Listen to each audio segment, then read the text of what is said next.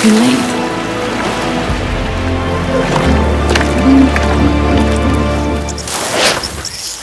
The calf stays close to Mum. He depends on her for protection. Danger lies everywhere. Lions on this river are specialist hippo killers. It's hard for the inexperienced mum to judge where her calf is safest. She mistakes her own personal safety as safe. The bystanders have a sense of what's unfolding, but the calf is too naive.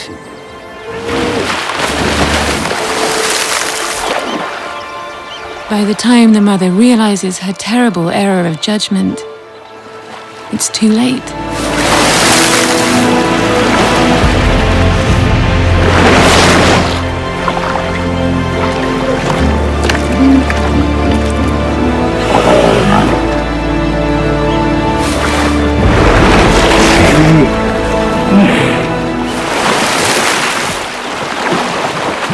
It's a heartbreaking outcome for the mother.